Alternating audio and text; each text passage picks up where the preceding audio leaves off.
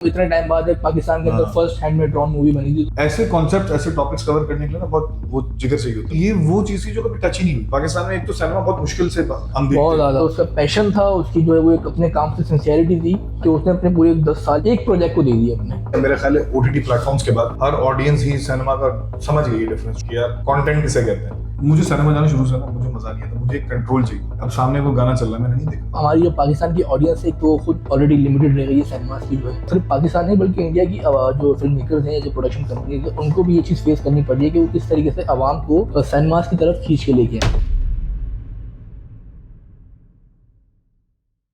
और इस्तेमाल कैसे?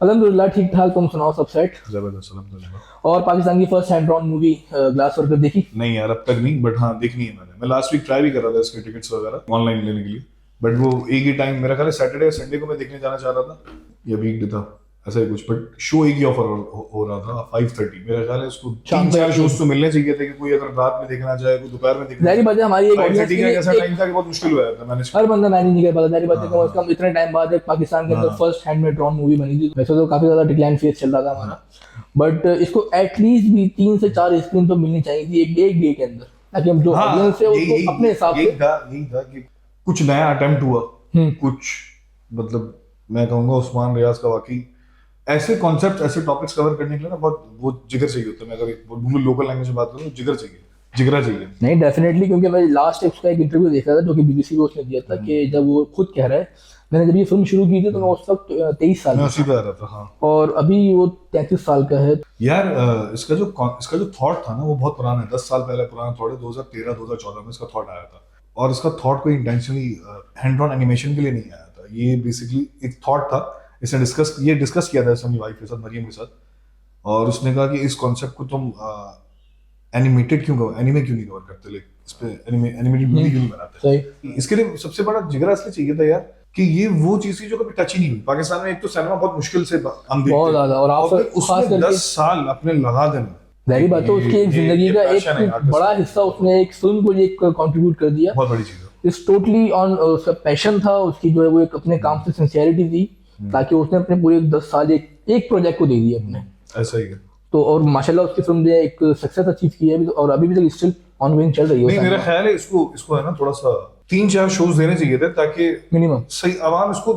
अब मेरा ख्याल है अब आवाम टेस्ट होती कि आवाम एक वो जो रोना है कि जैसे हम लोग हमारे ऐसी ऑडियंस भी है, जैसे हम बोलते हैं कंटेंट हमारे ऐसी। क्या मेरा ख्याल है ओटीटी प्लेटफॉर्म्स के बाद हर ऑडियंस ही सिनेमा का समझ गई है डिफरेंस, छोटी बड़ी समझ गई कि यार कंटेंट किसे कहते हैं।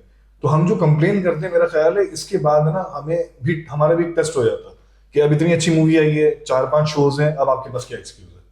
अब तो आपने आना चाहिए ना। अब अपने सिनेमा को आप डेडपूल और वुल्वरीन छोड़ के आप उसको देखते।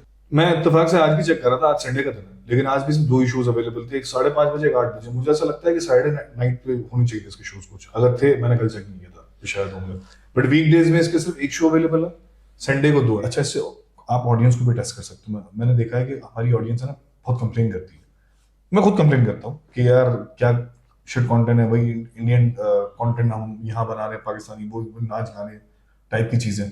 मतलब ठीक है, मैं नाच गाना क्या है सही है गलत है उस डिबेट में नहीं जा रहा, बट कुछ कंटेंट होना चाहिए, एक नई चीज का मतलब ट्राई की थी। तो इसने उस्मान रियाज ने बहुत जबरदस्त चीज ट्राई, बहुत अच्छे लेवल पे ट्राई किया उसने, नो डाउट। वरना प्रोजेक्ट गाजी भी ट्राई हुआ है। हाँ वो तो बिल्कुल एक यूनिवर्सल सोल्जर। और दूसरी चीज ये कि हम लोग है ना बहुत ज्यादा कंपैरिजन करते हैं इंडिया से हर चीज में, हर चीज में एक्शन हो, रोमांस हो।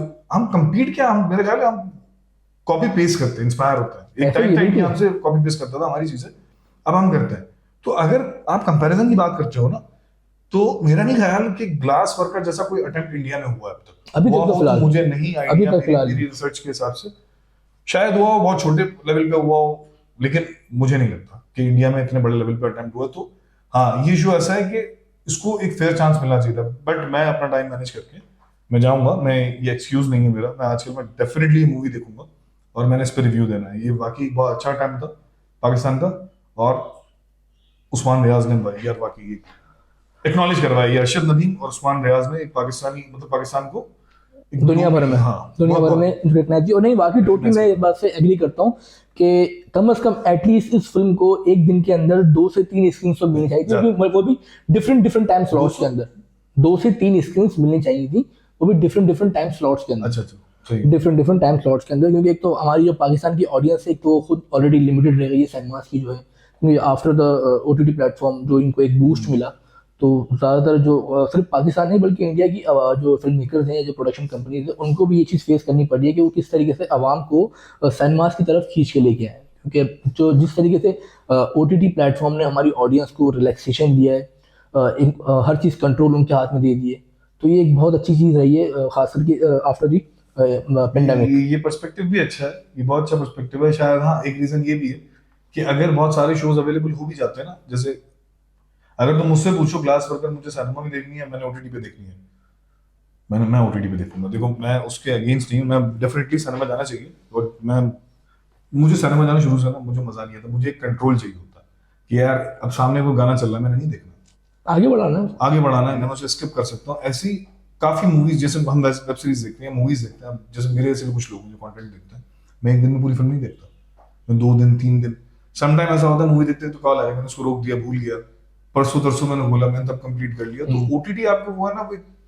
एक फ्रीडम देता है आपको, एक फ्रीडम देता है बेसिकली, लेकिन आप कंट्रोल एनवायरनमेंट है, आप कंट्रोल एनवायरनमेंट बिल्कुल ऐसी है। लेकिन इसमें एक चीज और है ना, आई मीन के ये ओटीटी प्लेटफॉर्म बेसिकली नए नहीं है, इनकी शुरुआत तो काफी ज्यादा पुरानी ही थी। आप यार ओटीटी प्लेटफॉर्म में तुम किसको सबसे पहले ओटीटी प्लेटफॉर्म किसको देखो, ओटीटी प्लेटफॉर्म में आजकल अगर मैं किसी से पूछूं तो सबसे पहले बंदे के जहन में नाम आता है नेटफ्लिक्स का। अच्छा, ठीक है। अब अगर नेटफ्लिक्स की आप हिस्ट्री को देखो तो नेटफ्लिक्स बेसिकली कोई नई लॉन्च नहीं हुई, 2016-2017 में नहीं आई, ये बेसिकली 97 से, जिस टाइम गूगल की भी बर्थ नहीं हुई थी, उससे भी पहले की। मैं एक चीज हाईलाइट करता हूं यहाँ पे, सबसे पहला ओटीटी प्लेटफॉर्म है ना ऑफिशियली जो कंसीडर किया जाता है मेरे हिसाब से, वो यूट्यूब। नेटफ्लिक्स पहला ओटीटी प्लेटफॉर्म, लेकिन हाँ आपकी तुम्हारी बिल्कुल एग्जांपल सही नहीं दूंगा कि हम जब भी ओटीटी प्लेटफॉर्म का नाम सुनते हैं तो हमारे माइंड में ऑटोमेटिकली पहला प्लेटफॉर्म नेटफ्लिक्स ही आता है, क्योंकि हमने यूट्यूब को शुरू से कभी भी इनिशियली स्टेज पे हमने कभी भी यूट्यूब को ओटीटी प्लेटफॉर्म कंसीडर ही नहीं किया। हम उसको क्या देखते थे, हमें कोई फिल्म का ट्रेलर देखना है, हमने यूट्यूब पे देख लिया। हमें कोई हमने कोई प्रीवियस कोई पुरानी फिल्म देखनी है, कॉमेडी फिल्म देखनी है, कोई ड्रामा देखना है, हमने यूट्यूब पे देख लिया। हम लोग को कभी भी एक स्पेसिफिक ओटीटी प्लेटफॉर्म कंसीडर ही नहीं किया था। लेकिन जब से ये ओटीटी प्लेटफॉर्म कंसीडर करना नहीं था, मतलब ये ओटीटी प्लेटफॉर्म था। हाँ डेफिनेटली। हमने ये टर्म कभी एक्सप्लोर नहीं किया था, या शायद हम बहुत पीछे थे, मैं तो बहुत पीछे था यार। मुझे बाबा की ओटीटी जब मैंने फर्स्ट टाइम सुना तो मैंने नेटफ्लिक्स ही सुना। हाँ, फिर मैं समझा अच्छा यार यूट्यूब भी ओटीटी में काउंट होता है, ओवर द टॉप जो इसका स्टैंडर्ड फॉर्म है, जो इसका एब्रिविएशन है ओटीटी का। तो मेरे हिसाब से हाँ यूट्यूब आपका पहला ओटीटी प्लेटफॉर्म है, बट वो इस तरह था यार कि वहां पे आप अपने चैनल्स बना सकते हो, वहां अपनी वीडियोस और हमने सॉन्ग्स और इस पर्सपेक्टिव से देखा था हमने कभी उसको। और इवन वहां मूवीज आती भी नहीं थी, कुछ शिमारू टाइप के, अगर तुमने देखे हो, वो भी एक बेसिकली डिस्ट्रीब्यूटर थे, तो डेफिनेटली वो अपनी ही जो उनके पास स्पेसिफिक फिल्म्स के राइट हुआ करते थे, वो वही फिल्म अपलोड किया करते थे। अच्छा, नेटफ्लिक्स की अगर मैं हिस्ट्री की बात करूँ ना, तो नेटफ्लिक्स की beginning as a OTT platform नहीं थी। ये 97 में एज अ वो रेंटल डीवीडी इन्होंने शुरू किया था, मेरा ख्याल एक प्लेटफॉर्म बनाया था ऑनलाइन ऐसे। इनिशियली एक वेबसाइट थी इनकी netflix.com के नाम से, netflix.com के नाम से। इसी पे इनकी रेंटल सर्विसेज थी, जहाँ पर ये आपकी अपनी पसंद की फिल्म की डीवीडी को रेंट आउट किया करते थे। अच्छा, इसमें शुरू से, इसका मुझे नहीं पता इसका फाउंडर कौन है, मैं थोड़ी सी रिसर्च करनी इस चीज के ऊपर, बट ये आइडिया बड़ा इंटरेस्टिंग था। अब उस टाइम पे अगर आप देखो ना, तो लोग किस तरह मूवीज देखते थे, लोग जाते थे शॉप पे सीरीज खरीदते थे, इसने वो चीज घर पे आपको देना शुरू कर दी कि आप घर से मूवी सेलेक्ट करें, वो आपको एक दिन के अंदर, मेरे ख्याल 24 घंटे के अंदर आपको आपके डोर स्टेप पे डिलीवर हो जाती है। बिल्कुल ऐसी है। इसकी एक और इंटरेस्टिंग चीज मुझे लगी, अच्छी मार्केटिंग स्किल लगी उस टाइम के ऊपर, स्ट्रेटजी लगी मार्केटिंग, कि जो आप देखते हो आज नेटफ्लिक्स के अंदर एक फीचर है रिकमेंडेड मूवीज का, कि यार रिकमेंडेड मूवीज का मतलब क्या होता है कि मोस्ट वॉच्ड मूवीज कौन-कौन सी हैं कि इस प्लेटफॉर्म के ऊपर कि लोगों ने जिसके बारे में अच्छे रिव्यूज दिए हैं, या स्टार रैंकिंग दी है, या स्टार रैंकिंग दी है, बहुत ज्यादा देखी गई है उस टाइप की मूवीज। ये जो मार्केटिंग टैक्टिक था ना, ये बहुत पुराना था इसका। इसने अपनी वेबसाइट पे भी ये रिकमेंडेड मूवीज वाला एक स्लॉट बनाया था, जिससे मेरा इसकी सेल्स भी बूस्ट कर गई थी कि लोग जब देखते अच्छा मोस्ट वॉच मूवीज ये है, तो आपको जब लाइक डेफिनेटली जो अच्छी मूवीज है वो हाईलाइट होती है, बंदा रिकॉल करता है शायद वो मूवी भी थी, जैसा हम नेटफ्लिक्स पे करते हैं। हाँ डेफिनेटली, जब पुरानी अच्छी फिल्म नजर आती है मैं देखता हूँ जाकर, हाँ ऐसे ही उसको एक व्यू देता हूँ दोबारा में जाकर। अच्छा, 1997 में इसका एक कंपेटिटर भी था ब्लॉकबस्टर के नाम से, जिसका फिजिकल स्टोर हुआ करता था, जहाँ पर आप जाके अपनी ही मर्जी की फिल्म की डीवीडी आप रेंट आउट कर सकते थे वहाँ पे इजीली। उसने मेरा ख्याल है मार्केट को बहुत लेट अंडरस्टैंड किया, हालांकि उस टाइम पे ये डोमिनेटिंग था ब्लॉकबस्टर जो था, क्योंकि इनका जो स्टोर, वो जो फिजिकल स्टोर जो थे, अच्छा उस टाइम पे जो इसको बीट किया ना नेटफ्लिक्स ने, वो स्ट्रेटेजी भी इसकी बड़ी कमाल थी। सब्सक्रिप्शन मॉडल उसने मेरा ख्याल है 2000 या 2002 में लॉन्च कर दिया था अपनी वेबसाइट, या 90s में लॉन्च कर दिया था शायद। बट वो सब्सक्रिप्शन मॉडल था कि आपने जी मंथली एक बार पे करना है और फिर अनलिमिटेड मूवीज आप वॉच आप मूवीज। अब ये इस मॉडल को बीट कैसे करता है ये स्टोर वाला? 2006-07 में जब ब्लॉकबस्टर ने रियलाइज किया कि उसको सब्सक्रिप्शन मॉडल पे जाना, तब तक नेटफ्लिक्स माइंड बना चुका था कि उसको सीडी डीवीडी के धंधे में कुछ नहीं रखा उसके लिए, उसको अब कुछ डिफरेंट करना था। वो समझ चुका था कि इंटरनेट पे सब कुछ हो रहा है, तब तक यूट्यूब लॉन्च हो चुका था 2005 में। तो नेटफ्लिक्स ने शायद यूट्यूब से ही एक वो लेसन लिया या सीखा कि अच्छा मार्केट में एक ऐसी चीज आ गई है जो आपको इंटरनेट के थ्रू ऑनलाइन आप वीडियोस देख सकते हो, एक ऐसी चीज लॉन्च है मार्केट में। तो उसने उस आइडिया को मेरा ख्याल है बहुत डिफरेंट, जब लाइक यूट्यूब पे आप मूवीज नहीं देख सकते, वो मूवी लाइब्रेरी नहीं, वीडियो लाइब्रेरी बेसिकली। और ऐसे और अच्छा मूवी लाइब्रेरी टाइप के ऐसा नहीं वो प्लेटफॉर्म वाहिद नेटफ्लिक्स था, उससे पहले भी कुछ ऐसे प्लेटफॉर्म से, बट वो वीडियो ऑन डिमांड था कि आप वहां से मूवीज खरीद सकते हो। आज भी वो मॉडल है, कुछ ओटीटी प्लेटफॉर्म्स मॉडल पे चल रहा है, नेटफ्लिक्स उस पर नहीं चल रहा। नेटफ्लिक्स टोटल सब्सक्रिप्शन बेस है अब, टोटली वो सब्सक्रिप्शन टोटली। और ये इसने इसकी मेरा ख्याल है सब्सक्रिप्शन बेस्ड चैनल की जो इसकी शुरुआत थी वो 2010 में इसने की थी। अच्छा 2010 का जो टाइम था उसमें नेटफ्लिक्स ने जो बिगिन किया तब उसकी स्ट्रेटेजी ये थी कि वो बड़े बड़े प्रोडक्शन हाउसेस के पास गया, लाइक पैरामाउंट हो गया और अच्छे डिज्नी से, वार्नर ब्रदर्स से, वार्नर ब्रदर्स से, अच्छा ठीक है। तो अच्छे प्रोडक्शन, इन शॉर्ट वो अच्छे प्रोडक्शन हाउसेस के पास गया और उसने कहा कि अपनी फिल्म्स मुझे लाइक एक भारी अमाउंट में अच्छे पैसों में खरीदना शुरू की मूवीज। अच्छा 11-12 में 10-11 में ही उसने रियलाइज किया, एक साल के अंदर वो मूवीज खरीद के चला के उसने अपनी लाइब्रेरी तो बना ली, लेकिन उसने रियलाइज किया कि क्यों ना हम अपना कंटेंट बनाएं, क्योंकि उसको बेसिकली जो वो कंटेंट खरीदा था उसको काफी ज्यादा कॉस्टली पड़ रहा था। वो बेसिकली उसके ब्रॉडकास्ट राइट खरीद रहा था कि ये मूवी कहीं और लॉन्च नहीं हो सकती नेटफ्लिक्स के अलावा। तो वो डेफिनेटली अगर आप डिज्नी के पास जा रहे हो या आप वार्नर ब्रदर्स के पास जा रहे हो और आप इनकी कोई सुपर हीरो, आप कोई छोटे बजट की मूवी तो मांगने गए ही नहीं हो, आप बहुत एक बड़े बजट की मूवी मांगे थे। तो 2010 एक ऐसा टाइम था कि वो अपनी एक अवेयरनेस क्रिएट कर रहा था, कोई मार्केट में जानता नहीं था।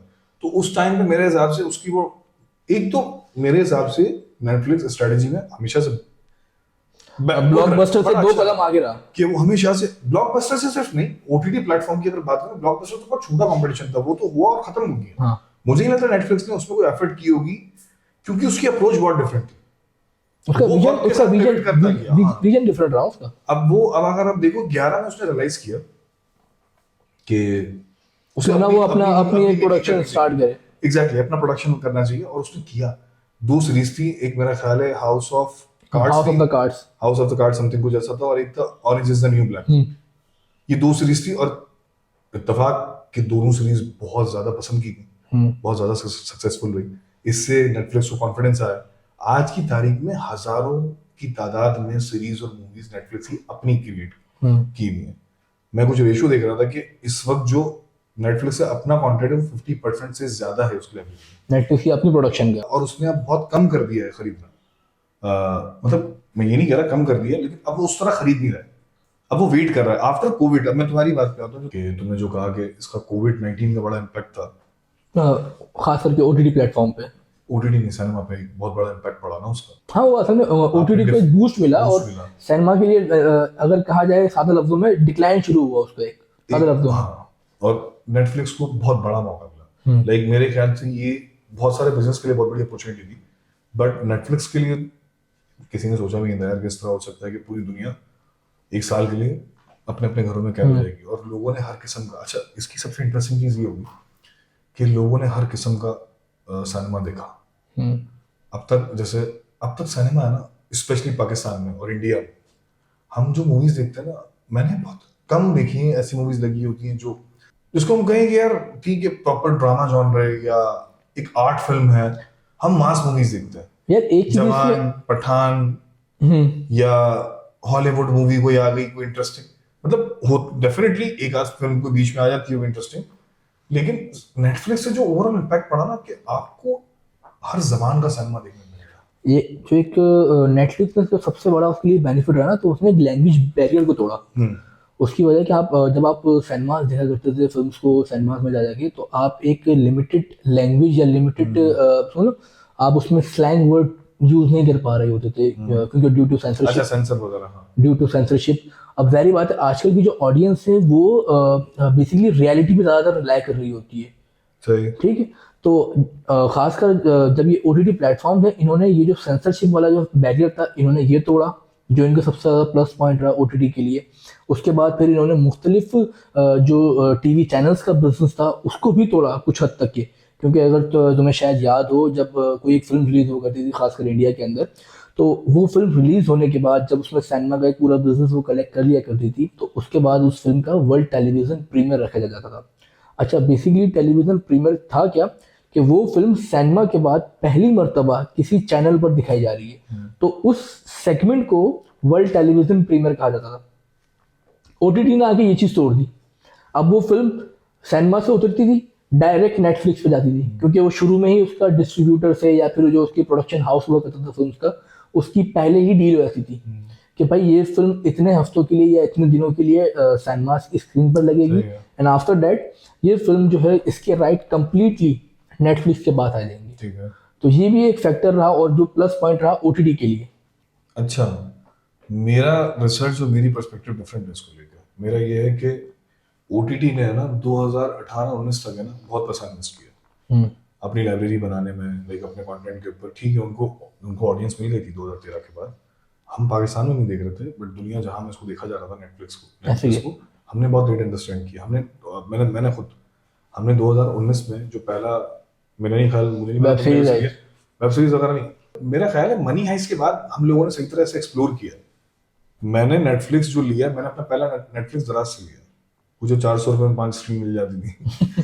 लेकिन इसमें भी फिर एक चीज आई थी ना, जैसे उन्होंने भी मिसाल दी अपना मनी हाइस्ट की।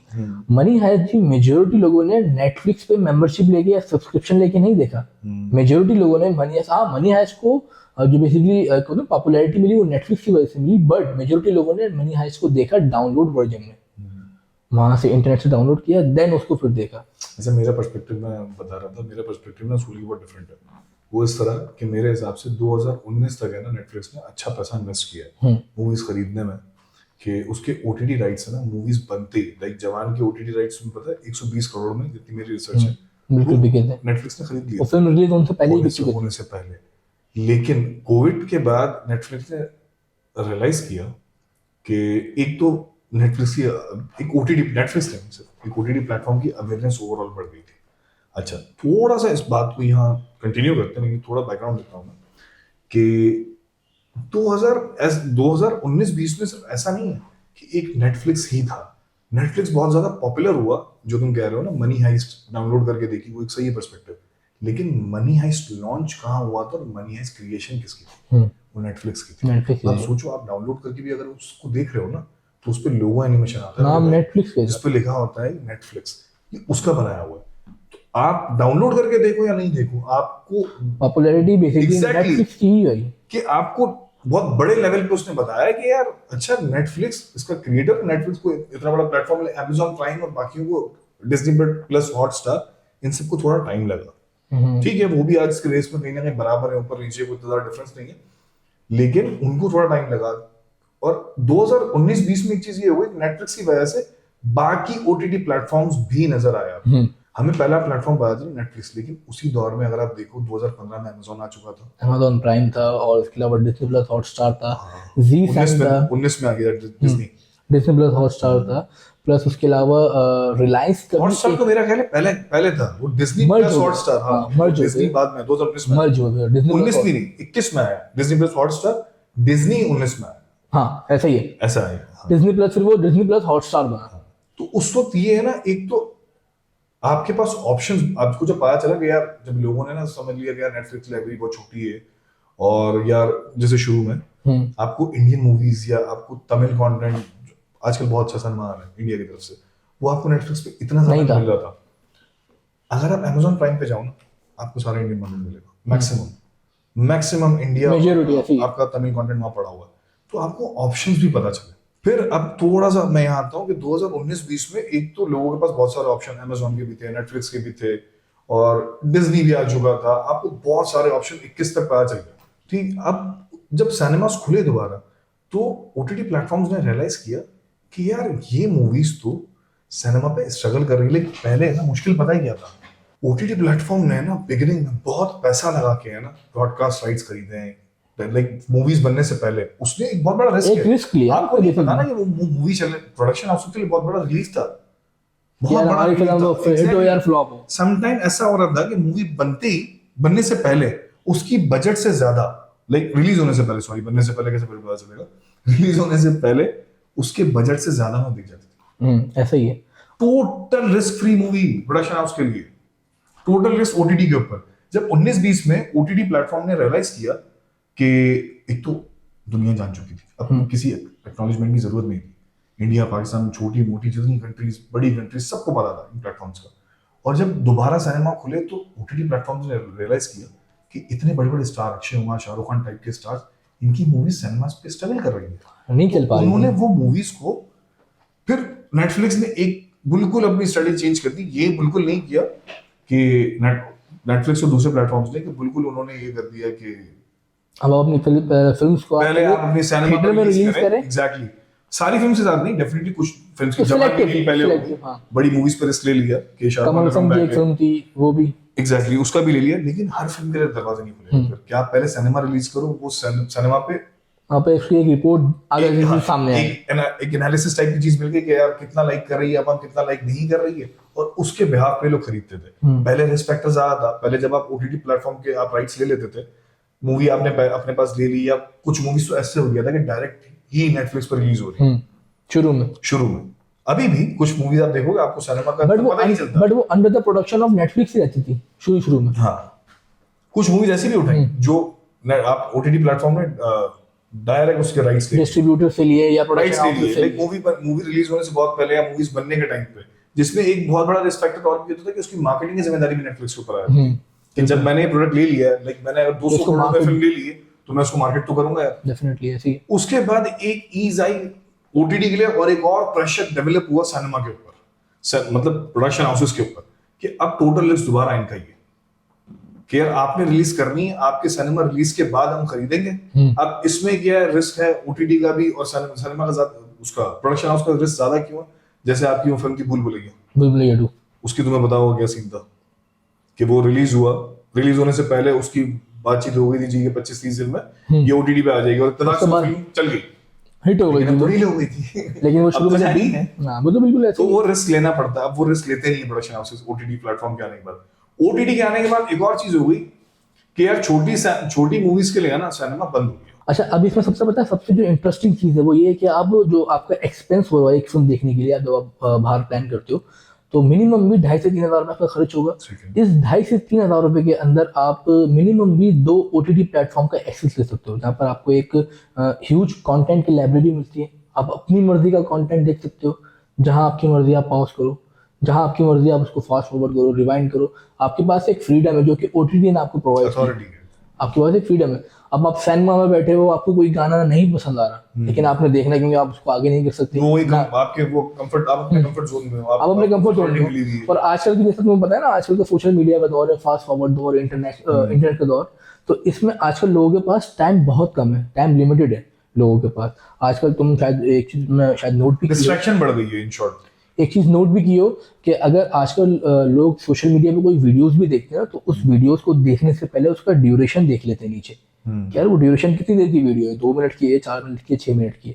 क्योंकि लोग बोलते हैं यार मैं अपना 2 मिनट इस वीडियो को क्यों दूं, या 4 मिनट अपनी इस वीडियो को क्यों दूं। तो ये टाइम का जो फैक्टर है ना, आजकल जो तेजी का दौर चल रहा है, तो ये नेटफ्लिक्स है या जो टियर ओटीटी प्लेटफॉर्म है, ये इन लोगों ने आपको इस चीज़ से फ्रीडम दे दी।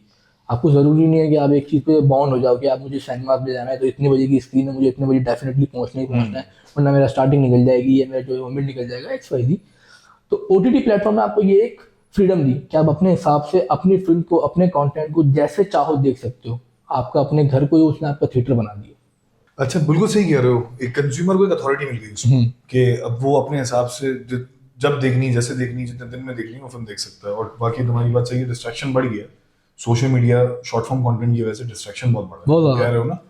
अब इतना स्लो पेस या इतना लंबा कंटेंट बंदा एक साथ नहीं देख सकता। इतनी शॉर्ट कंटेंट कंजम्पशन की आदत हो गई है कि ये बहुत टफ हो गई है। और इस चीज़ से ये हमारी जो फिल्म्स हैं, पहले तुमने शायद नोट किया हो, पहले फिल्म 3-3 घंटे 2.5 घंटे की बना करती थी, लेकिन अब वो भी शॉर्ट पे आ गई है। 88 मिनट 89 मिनट 90 मिनट तक ऑलरेडी आ चुकी हैं ये। अच्छा, इसमें एक और जो बुरी चीज हुई है ना, वो ये हुई है कि कोविड-19 के बाद स्पेशली कि छोटी फिल्म का सीन ऑफ हो गया ना, बिल्कुल कंप्लीटली। अब बंदा निकल रहा है घर से, उससे बड़ी फिल्म देखने निकल रहा है। डेफिनेटली ऐसे ही है। दूसरा, इसमें एक जो मजे की चीज हुई मेरे हिसाब से, छोटी फिल्म के साथ सही हुआ जो हुआ, क्योंकि अगर उसको सिनेमा में जगह मिलती भी थी ना, तो इतनी ज्यादा स्क्रीन नहीं मिलती थी।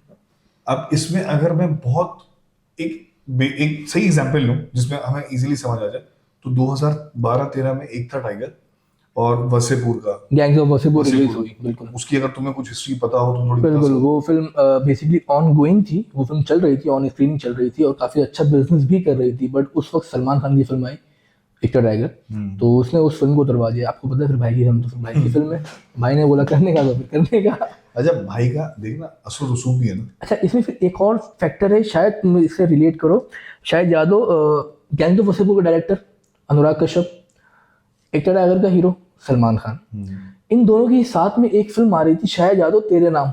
हिस्ट्री, वो उसको कश्यप को निकाल दिया था ना, अनुराग कश्यप को निकाला था, उसकी वजह से कि अब आपको अपने हेयर चेस्ट को शेयर करना पड़ेगा। सलमान खान ग्रो करने पड़ेंगे बोला था। सॉरी, हाँ, ग्रो करने पड़ेंगे। सॉरी कि आपको ग्रो करने पड़ेंगे, तो सलमान खान ने उसको फिल्म से निकलवा दिया, फिल्म से निकलवा दिया। तो ये भी एक फैक्टर था। उसको प्रोड्यूसर ने कहा था, तो इस तरह की बात हुई थी कि तू सलमान खान के बाल ग्रो करवाएगा, इस तरह की बात थी। ऐसा ही, फिर उसको रिप्लेस करके सतीश कौशिक को लिया गया था, जो कि मर चुका है अब। तो ये भी एक फैक्टर रहा। और इत्तेफाकन 2012-2013 के अंदर ये एक चीज आगे रिलेट कर गई कि यार तेरे नाम वाली जो एक बॉन्डिंग हो जाती है, अगर इन फ्यूचर इन पास्ट अगर होती, तो वो एक डायरेक्टर और एक्टर वाली जो जोड़ी थी वो दोबारा टकराई 2012-2013 के। अच्छा, ये अगर इस थोड़ा सा आउट ऑफ द ट्रैक जाके एक और बात बताता हूँ, ये सिर्फ इन दोनों के बीच में सिर्फ इतनी सी बात नहीं थी। तुम्हें अगर एक और पता हो कि कश्यप ब्रदर्स की ओवरऑल सलमान खान से फाइट एक और जगह भी है, 2010 में दबंग आई थी, उसमें उसका भाई डायरेक्टर था अनुराग कश्यप का। लेकिन 2010 के बाद पार्ट 2 पार्ट 3 दोनों उसको नहीं मिले, उसके बाद एक क्लैश भी हुआ। उससे पहले उसके बाद सलमान खान और ये कश्यप ब्रदर्स में, मुझे इसके बड़े भाई का नाम नहीं पता, बट ये एक हिस्ट्री एक अलग है इन लोगों की। बट बहरहाल ओटीटी के आने के बाद एक ये हुआ कि एक तो सेंसरशिप वाला जो मसला था, सिनेमा को कंप्लीटली आजादी मिली, हर किस्म का कंटेंट देखा आपने। गैंग ऑफ वसेपुर भी देखा आपने, डार्क भी देखा आपने, अम्ब्रेला एकेडमी भी देखा। मतलब आपको बहुत सारे ऑप्शंस मिले, आपको कंटेंट समझ आया, कंटेंट क्या हो। और खास करके अगर देखा जाए तो किसी को फायदा हुआ हो या ना हुआ हो ओटीटी प्लेटफॉर्म का, अनुराग कश्यप को बहुत ज्यादा फायदा हुआ। उसकी वजह है कि मुझे आज भी याद पड़ता है, शायद मैं थोड़ा बहुत गलत हूँ इस चीज़ को लेकर, क्योंकि मैंने एक वीडियो देखी थी आफ्टर उसकी जब फिल्म रिलीज हो गई थी और हिट हो गई थी गैंग्स ऑफ वसेपुर, और गैंग्स ऑफ वसेपुर 2 दोनों जब उसकी रिलीज हो चुकी थी, तो उसको काफी ज्यादा क्रिटिसिज्म फेस करना पड़ा। उसकी वजह थी उसकी फिल्म की लैंग्वेज। सही है, ठीक है, उसको काफी ज्यादा क्रिटिसिज्म इस चीज से फेस करना पड़ा कि यार आपकी फिल्म में गालियां बहुत हैं, आपकी फिल्म में जो है वो कोई तरीके की बात नहीं है, कोई लड़ाई झगड़ा ही हर जगह है, बम गोली ये और वो ना, ये क्या बवासीर बना दी हो। तो इस टाइप की चीजें तो काफी ज्यादा उसको फेस करनी पड़ी। बट जब ओटीटी प्लेटफॉर्म लॉन्च हुआ इंडिया के अंदर, खास करके 2016-2017 की बात थी, तो उस वक्त मुझे याद पड़ती है अनुराग कश्यप की एक वीडियो थी, उसने उस वक्त कहा था कि यार अब मैं बताऊंगा कि बेसिकली सिनेमा होता क्या है। फिर 2017-2018 के अंदर उसने एक वेब सीरीज बनाई जो कि मेरे हिसाब से इंडिया की मोस्ट अगर कहा जाए तो फेमस सीरीज में से एक रही, सेक्रेड गेम, जो ऑलमोस्ट तकरीबन हम सब ने देखी।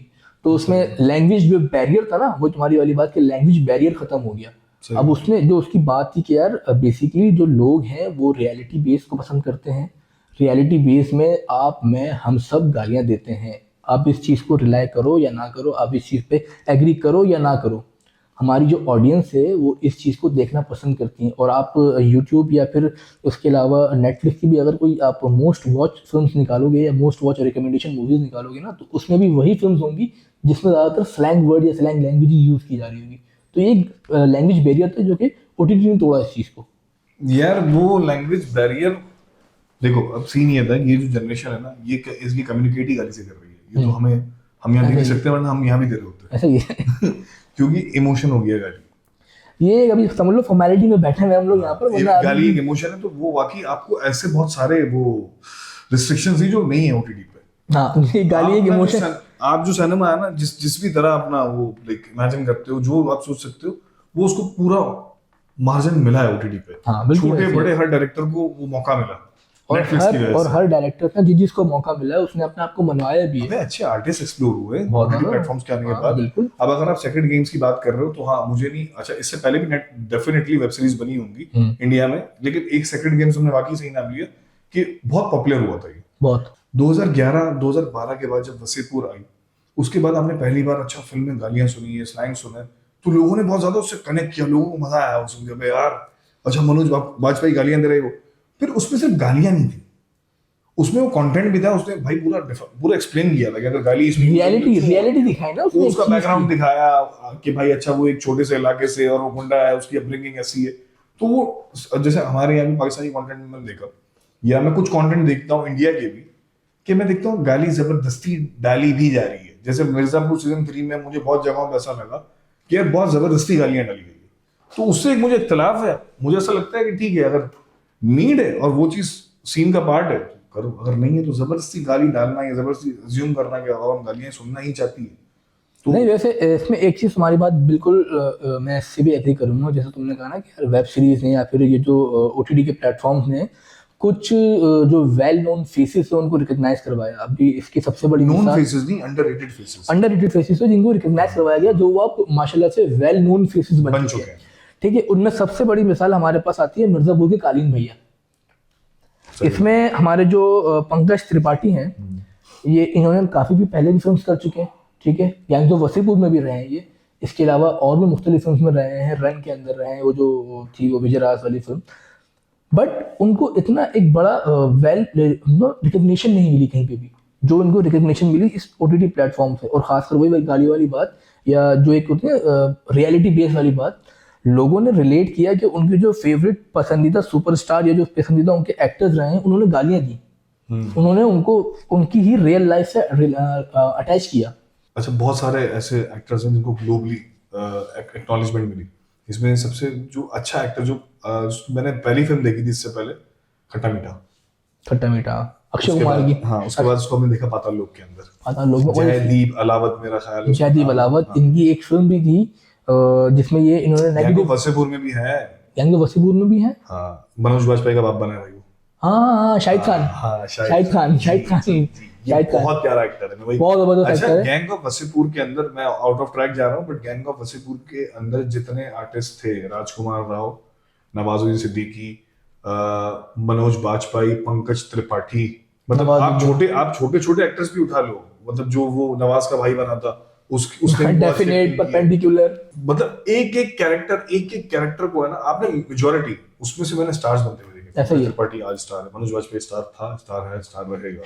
नवाजुद्दीन सिद्दीकी को बहुत रिकॉग्नाइजेशन मिली, मतलब हर एक्टर को एक मौका मिला। ओटीटी प्लेटफॉर्म ने इनको एक, मेरे हिसाब से एक फेयर ऑप्शन दिया कि ठीक है, अगर सिनेमा स्टार्स के लिए तो ओटीटी प्लेटफॉर्म आर्टिस्ट के लिए, इसका कोई वो नहीं है। ये एक भाई एक मेरिट बेस्ड प्लेटफॉर्म है, इसमें कंट्रोल नहीं है। अब ऑडियंस के पास पूरा ऑप्शन है, सब्सक्रिप्शन लिए बाय फोर्स उनको वो मूवी नहीं देखनी पड़ रही। हाँ, उनकी मर्जी है वो देखे या ना। जैसे सिनेमा में आपको फोर्स, जैसे तुमने एग्जांपल दिया अभी, सलमान खान ने अपना वो इस्तेमाल करके वो उसकी फिल्म हटवा दी, वो अब उसका था ना, वो क्या बोलेंगे, उसका इन्फ्लुएंस था, उसने किया, उसने उस चीज का फायदा उठाया। हाँ, ऐसे ही है। अब गेम फेयर है, फेयर चांस है यार, जो चीज लोगों को पसंद आएगी वो लोग देखेंगे। मैं भी, आप 200 करोड़ की फिल्म बनाओ, मैं 2 करोड़ की फिल्म बनाता हूँ, देख लेते हैं आपको क्या देखना। हाँ, मुझे पसंद है। नेटफ्लिक्स को अगर बहुत बड़े लेवल पे अगर रिकॉग्नाइजेशन मिली है, तो मेरे हिसाब से उसमें सबसे बड़ा हाथ जो था वो स्क्वाड गेम्स का था। हाँ, क्योंकि वो उनकी अंडर द बैन बनी थी। सबसे बड़े लेवल पे अगर मेरे हिसाब से देखा, ग्लोबली उसको रिकॉग्नाइज किया गया कि अच्छा यार नेटफ्लिक्स, और नेटफ्लिक्स ने काफी अदर प्लेटफॉर्म्स को भी मौका दिया। छोटी फिल्म्स को मेरे हिसाब से मैं बोलूंगा यार बहुत मौका मिला आपको, डिफरेंट सिनेमा देखने के लिए मिला, आपने हर तरह का सिनेमा देखा, तो काफी तरह का सिनेमा लोगों ने देखा। और कोविड-19 के बाद स्पेशली बहुत मुश्किल हो गया था सिनेमा के लिए लोगों को लाना। मैं एक इंटरव्यू देख रहा था मराठा मंदिर का जो ओनर है उसका, अब वो इतना पुराना सिनेमा है जहाँ पे तुमने वो सुना है कि डीडीएलजे आज भी लगती है सिनेमा में। हाँ, बिल्कुल ऐसी लगती है। वो कोई 25-26 साल से, मेरा 25 साल तो मेरा ख्याल नहीं, ज्यादा ही होगा, 30 साल ज्यादा ही होगा बल्कि, वो इतने सालों से वो लग रही है। मेरा ख्याल है 1000 शोज उसने पूरे किए। वो सिनेमा, वही उसी सिनेमा की बात कर रहा हूँ, मराठा मंदिर, जो उनका आज भी 100-150 रुपए सबसे सस्ता टिकट मिलता है कि यार वो उन लोगों ने उस ऑडियंस को कैटर टारगेट किया हुआ है कि वो जो सिंगल स्क्रीन सिनेमा उसका वो इतना एक्सपीरियंस आदमी, उसका कहना है कि भाई बहुत मुश्किल है आज लोगों को सिनेमा लाना आसान काम नहीं है, क्योंकि लोगों को कंफर्ट बहुत मिल गया कोविड में। वही तुम्हारी वाली बात, अथॉरिटी और ये वो, और सिनेमा के लिए मेरा ख्याल है बहुत सारी चीजें इजी भी हो गई हैं ओटीटी प्लेटफॉर्म के आने के बाद। और लाइक अगर मैं बात करूं, पहले सिनेमा के लिए कितना मुश्किल था, पहले मूवी रिलीज करना, पहले मूवी बनाना कितना मुश्किल था, थोड़ा इजी भी हुआ है नेटफ्लिक्स के आने के बाद। ऐसा नहीं कि एक तो मेरा ख्याल से कंपटीशन अगर आप बोलते हो बड़ा है सिनेमा वर्सेस ओटीटी टाइप की चीज हुई, तो अपॉर्चुनिटीज भी बढ़ी है। मैं कह रहा हूँ ना, बहुत मूवीज, बहुत लाइब्रेरी, बहुत चीजें बहुत बन रहे हैं, कंटेंट, हर किस्म के आर्टिस्ट को काम मिल रहा है, आप हर किस्म का आर्टिस्ट देख रहे हो। अब पहले फिल्म बनाना, फिल्म प्रोड्यूस करना बहुत मुश्किल था। अगर आप सिनेमा के अब दौर की बात करो तो वो भी कोई इजी नहीं रहा था। ओटीटी ने ठीक है उसको कम्पीट किया है, लेकिन सिनेमा के इतने सालों तक रह जाना, आज भी लाइक मूवी सिनेमा पे हो रही है रिलीज, लोग प्रीमियर कर रहे हैं, वरना मेरा ख्याल है बहुत मुश्किल है ओटीटी प्लेटफॉर्म के आने के बाद कि इंटरनेट है आपके पास, आप ऑनलाइन रिलीज कर सकते हो मूवीज, लोग घर से बाहर निकले क्यों? हाँ सही बात इतना है। इतना इजी टाइम है, लेकिन आज भी सिनेमा रूल कर रहा है, स्टिल बीट कम्पीट कर रहा है। तो मेरा नहीं ख्याल कि ओटीटी वर्सेस सिनेमा टाइप की कोई चीज है। मेरा ख्याल है कि ये दोनों एक दूसरे को कॉम्प्लीमेंट करता है। ऐसे ही है, आपके पास दोनों ऑप्शंस, आपके पास दो डिफरेंट आपके पास एक्सपीरियंस हैं। आप चाहे एक सिनेमा का एक अलग एक्सपीरियंस, अब ऐसी बहुत सारी फिल्म्स हैं हम जो सिनेमा देखना चाहेंगे। हाँ बिल्कुल ऐसी है। मार्वल्स की मूवीज ले लो यार, मार्वल्स की वो मूवी घर देख के मजा ही नहीं आएगा। वो जो एक साउंड फील होगा ना, वो जो एक एनवायरनमेंट होता है, वो सिनेमा वाले भी अच्छी लगती है जो उसमें। स्क्रीन की फील होती है यार, हाँ बिल्कुल ऐसी है। वीएफएक्स वगैरह, वो जो आप देखते हो चीजें, तो मेरा ख्याल है कि प्रोड्यूसर्स के लिए एक तरीके से प्रेशर बढ़ा भी आफ्टर कोविड-19। क्यों?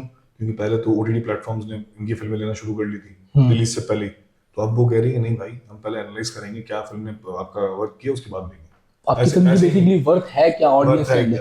लेकिन मेरे हिसाब से यार स्टिल ये देखा जाए तो एक ईज है। अगर आप पुरानी बात करो तो पूरा लोड देखा जाए वो प्रोड्यूसर से अभी तो है, ठीक है, अभी भी ये लोड ही है, लेकिन बहुत सारी आसानी है।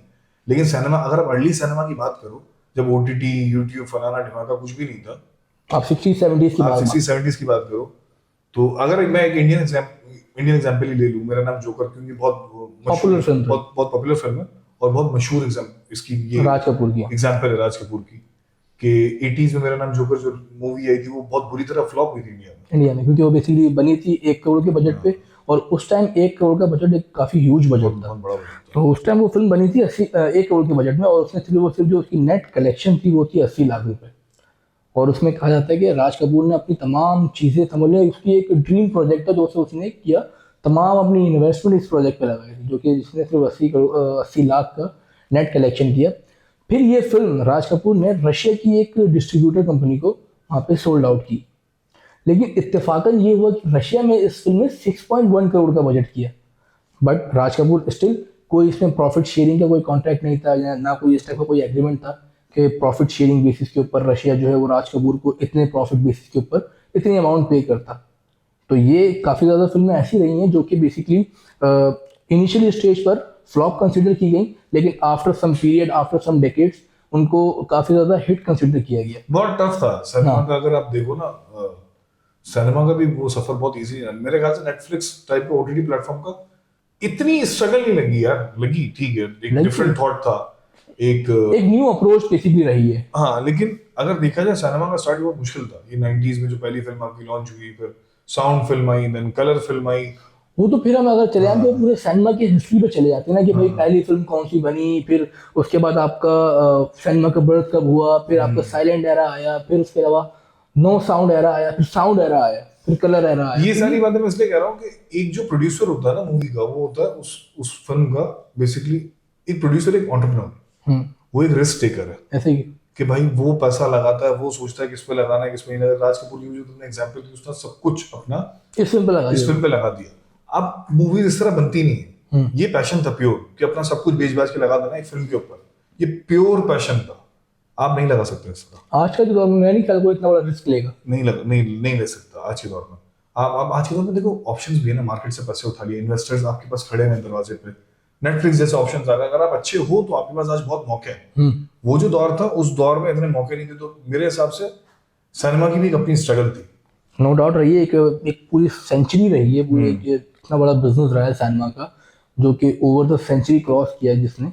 बट जिस तरीके से ओटीटी ने इसको ओवरकम किया है, और खास करके आफ्टर पेंडेमिक तो उसने तो वाकई सिनेमा ऑनर्स की कमर तोड़ दी है। कमर तोड़ दी है, ऐसा नो ही। डाउट ऐसे बहुत मुश्किल हो गया अब सिनेमा के लिए यार लोगों को लाना। ठीक है, दोबारा अब स्टार्स की मूवीज चलना शुरू हो गई हैं, अब लोग जा रहे हैं सिनेमा, बट यार मेरा नहीं ख्याल कि अब मुझे दोबारा ऐसा लगता है 10 से 15 साल में ना सिनेमा जाना मतलब ऑलमोस्ट खत्म हो जाएगा। लिमिट बहुत ज्यादा लिमिटेड हो जाएगा, वो भी कोई उसका- स्पेसिफाई एक ओकेजन पे ही मेरे ख्याल में लोग जाएंगे कि यार कोई ओकेजनली चले यार सिनेमा चलते हैं, वरना मेजोरिटी लोग बोलेंगे यार मैं इस टाइम फ्री हूँ, एक काम कर यार चला मूवी देखने यार स्मार्ट टीवी आ गए, इतने सारे प्लेटफॉर्म्स आ गए, होम थिएटर्स TVs आ आ गई गए, है। बहुत सारी चीजें आ गई हैं, तो लोगों ने अपने घर को ही थिएटर बना लिया भाई। हाँ, और देखो ना यार, अब रोड आप घर से निकलते हो, आप हालात देख लो सड़कों में, गड्ढे, पानी, बारिश, फलाना ढिमाका, ट्रैफिक, जाने और आने में बंदा फ्रस्ट्रेट हो जाता है। मूवी देखने बंदा घर से निकलता है कि थोड़ा दिमाग रिलैक्स हो। आप 2000 की मूवीज होगी, 20,000 का मोबाइल छीनेगा। लेट नाइट शोज आप देख नहीं सकते। मेरे हिसाब से सिनेमा देखो, जाना चाहिए। यार सिनेमा का एक अलग एक्सपीरियंस है, ओटीटी प्लेटफॉर्म का एक अलग एक्सपीरियंस है। कुछ मूवी दोनों ऐसी एक होती हैं जो आपने देखनी होती है सिनेमा में, जाना होता है। मैं उसके अगेंस्ट नहीं हूँ, लेकिन अगर आप मुझसे पूछो तो यार हाँ, मैं घर पे देखना ही प्रेफर करूंगा। मैं नहीं जाऊंगा definitely। सिनेमा। ये है एक, जैसे अब ये मूवी का ऑप्शन अगर मुझे मिल जाए ग्लास बर्गर का ओटीटी पे, मैं नहीं जाऊंगा। मेरे को ऑप्शन नहीं है, इसलिए मुझे जाना पड़ रहा है। या तो अब मैं जाऊंगा या इंतजार कर लूंगा। अगर बट वो भी आप ऑप्शन ये जब अवेल करोगे ना, अगर आपको ये मूवी ओटीटी प्लेटफॉर्म पे अवेलेबल हुई मुझे तो लगता है सून मिल जाएगी यार। हो सकता है, क्योंकि जिस तरीके से आजकल दुनिया, ये जो खास करके मीडिया इंडस्ट्री हो, जो एंटरटेनमेंट यार इंडस्ट्री है, ये फिल्म ऐसी है जो लोग डेफिनेटली देखना चाहेंगे। क्यों देखना बिल्कुल चाहेंगे? बिल्कुल देखना चाहेंगे। नेटफ्लिक्स पे या अमेज़न पे। नेटफ्लिक्स पे मेरा ख्याल है देख सकते हो आप। मेरे ख्याल में पाकिस्तान में ज्यादातर नेटफ्लिक्स ही कॉमन है as compare to Amazon Prime. नहीं, कॉमन भी है, और दूसरा ये कि नेटफ्लिक्स और भी बड़े ओटीटी प्लेटफॉर्म्स को अप्रोच कर सकते हैं। फिल्म बहुत अच्छी है, एक नई चीज है। फिल्म तो अच्छी है, लेकिन अगर पायरेसी पे ना आए तो, क्योंकि जिस तरीके से हमारे सिनेमास के अंदर पायरेसी कंटेंट वाला चीज चल रही होती है। यार हमारा, मेरे हिसाब से हमारी मूवी बहुत कम मिलती है पायरेटेड। हाँ, अच्छा, बात करते हैं इसके बिजनेस मॉडल की। एक सिनेमा का बिजनेस मॉडल है कि आपको एक प्रोडक्शन हाउस मूवी बना रहा है, वो मूवी डिस्ट्रीब्यूटर को बेच रहा है, या जो भी परसेंटेज डिसाइड हो रहा है वो फिल्म फिर वो मार्केट होने के बाद सिनेमा जा रही है, वहां से बिजनेस आपका बॉक्स ऑफिस कलेक्ट करता है वो कलेक्ट करता है। एक वो पूरा एक तरीकेकार है। अब ओटीटी प्लेटफॉर्म का, अगर ओटीटी प्लेटफॉर्म सबसे पहले देखो कौन कौन से प्लेटफॉर्म आ जाता है। यूट्यूब आ गया, नेटफ्लिक्स आ गया, अमेजॉन यूट्यूब प्राइम। को भी बहुत बड़ा वो मिला है। जैसे अब देखा जाए तो इसने सिर्फ आपकी मूवीज को इम्पैक्ट नहीं किया है, ये ड्रामा इंडस्ट्री पे भी इसका बहुत बड़ा असर ब्रांड पड़ा। काफी ज्यादा फर्क पड़ा है। मतलब ड्रामास पहले भी होते थे यूट्यूब पे अवेलेबल, ऐसा नहीं पहले नहीं मिलते थे। मैं अब्दुल कादिर हूँ, मैंने बहुत बहुत पहले देखा था यूट्यूब पे। मताया जहां मैंने पूरा कंप्लीट किया है यूट्यूब के ऊपर। इस तरह के बहुत सारे और थे, बहुत सारे और शोज देखे मैंने यूट्यूब यार, पर, बट again- मैंने मिलियंस में व्यूज नहीं देखे थे। हाँ, अगेन वही वाली बात ना, ये सब चीजें जो बेसिकली बूस्ट मिला ना, ये मिला ही पेंडेमिक में। और खास करके पाकिस्तान इंडस्ट्री की अगर बात करें तो यहाँ पर इतनी ज्यादा कोई फिल्म की इतनी कैपेसिटी तो थी नहीं। हाँ, ड्रामा कैपेसिटी हमारे पास थी, बट एक जो शुरू में ट्रेंड हुआ करता था, अगर हम प्री पेंडेमिक की बात करें, आपको ओटीटी के जो प्लेटफॉर्म है यूट्यूब, आपको इसमें एक ये अथॉरिटी मिल गई कि आपको वो ड्रामा जरूरी नहीं है आप 9 बजे के टाइम पे बैठ के देखो। आपकी जिस टाइम आप फ्री हो गया, आप रात में 11 बजे फ्री होते हो, तो आप उस टाइम वो यूट्यूब पे देख लो। इसका अल्टीमेटली बेनिफिट उन ड्रामा जो चैनल्स थे उनको भी हुआ, बट कहीं ना कहीं टीवी जो एक टीवी का ट्रेंड था ना, वो कम हो गया इस चीज को लेकर।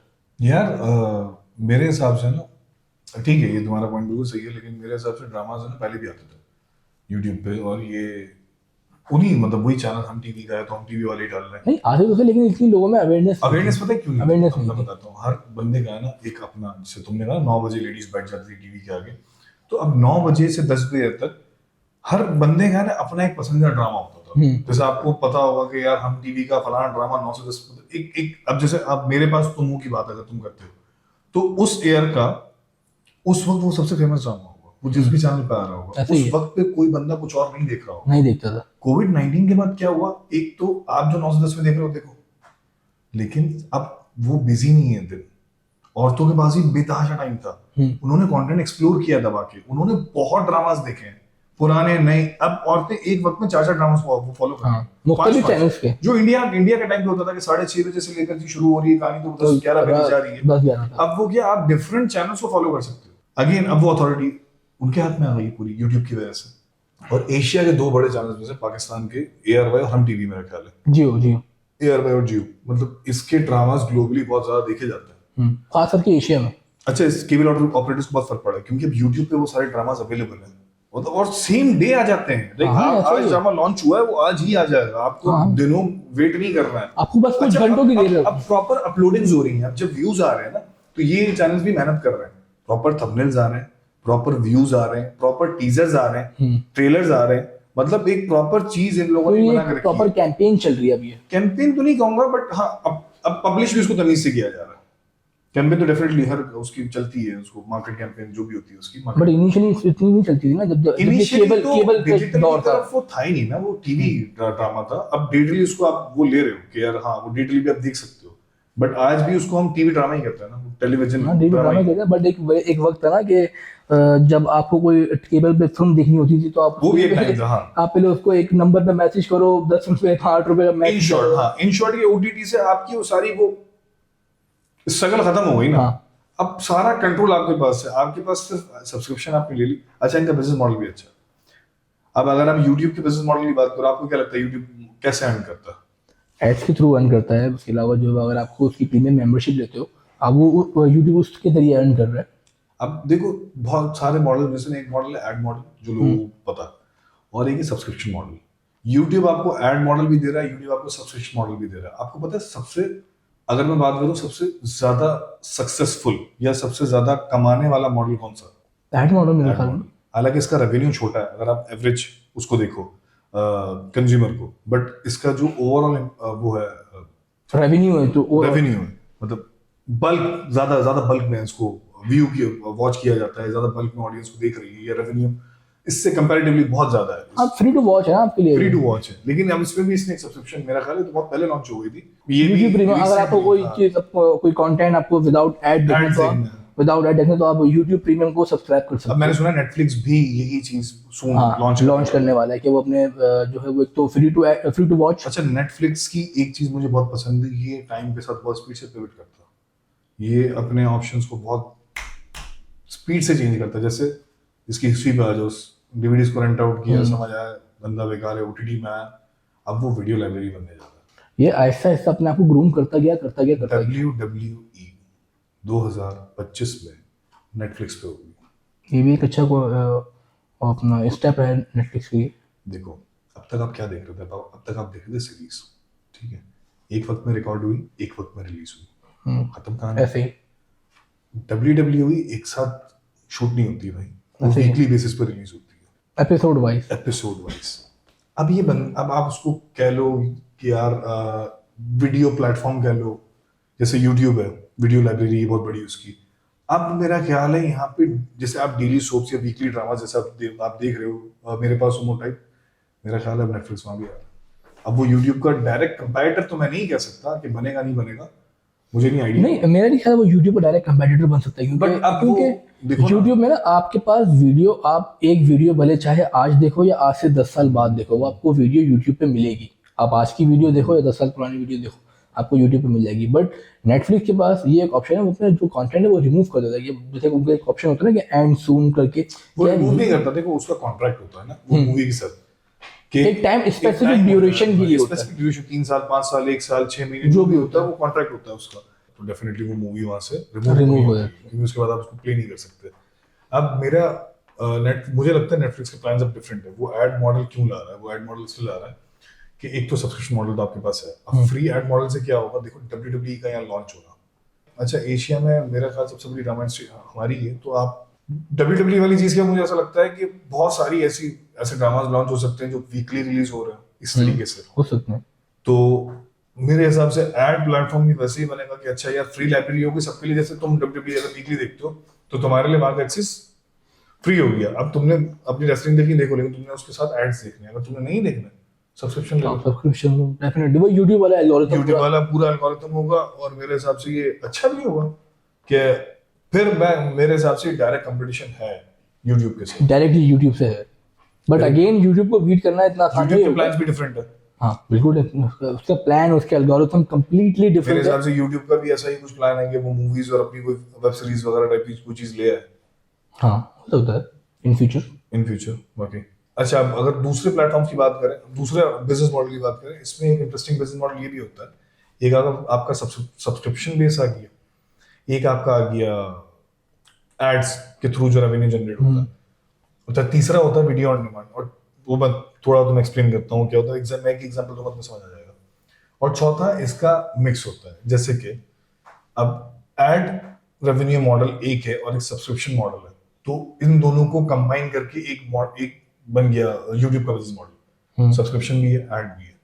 सही। नेटफ्लिक्स टोटल सब्सक्रिप्शन बेस्ड चल रहा है। अमेजॉन प्राइम में मेरे, हाँ अमेजॉन प्राइम में दो है, अब वो सब्सक्रिप्शन और वीडियो ऑन डिमांड उस पर चलता है। क्यों वीडियो ऑन डिमांड पे? अगर तुमने देखा कुछ फिल्म, जैसे बैटमैन बिगिंस में ढूंढ रहा था, वहां मौजूद है। एक तो मेरे रीजन में नहीं थी, मैंने वीपीएन लगा कर उसको सर्च किया।